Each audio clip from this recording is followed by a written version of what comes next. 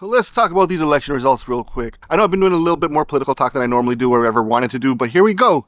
So the results came in, Liberal minority, they were 3 seats short of a majority. And everyone's, yeah. If you're on Team Liberal, you're rah, rah, rah, our side won. If you're Team Conservative, you're, why is this country so stupid?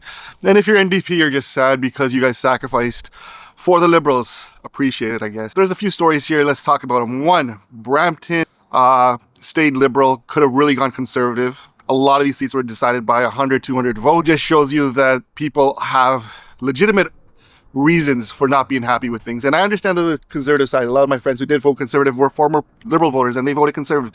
And their main reason was, listen, after 10 years, how can we trust the people who made these problems or who they attribute these problems to fix the problems? It makes sense. How do you expect the people who brought in all the immigration and all the, had to do all these monetary things that created this influx of inflation and influx of influx is probably the bad word, but created this housing crisis? How do we expect them to solve it? And my argument there is immigrants saved the country during COVID, and for the most part, inflation is something that's felt by a lot of G7 nations. Canada wasn't any worse than a lot of these other ones. It's just, COVID happened, and there's been some after effects of that, but I'm not here to argue policy and that kind of stuff. For me, this election really came down to who's a better person to deal with Trump, tariffs, annexation threats, and a global economy that's on the verge of, just tinkering into complete chaos.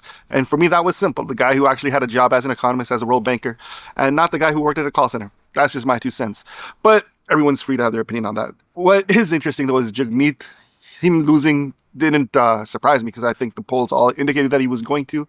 It's more his legacy going forward. I actually think it's a great thing for Jagmeet because I know he has a young family and now he's actually going to be able to spend a lot more time with them. He's going to be fine, man. Let's not kid ourselves. Dude's an accomplished politician, accomplished leader.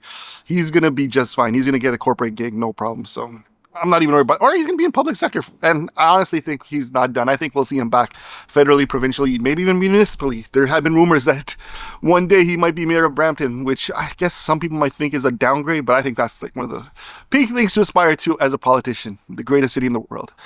But who knows? Who knows, man? It's in a crazy time. Everyone has legitimate gripes. I don't think there's people I've met that don't have legitimate gripes. Actually, there are some, but overall, I think people's reason for voting the way they do makes sense to me.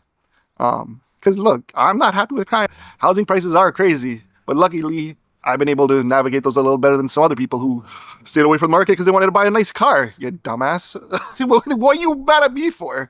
I don't get it. Anyways, y'all have a dope day, man. It's a little chilly here, which kind of sucks. I would have loved to be out golfing today, but it's a little too chilly and no one wants to go with me. Anyways, till the next one. Peace.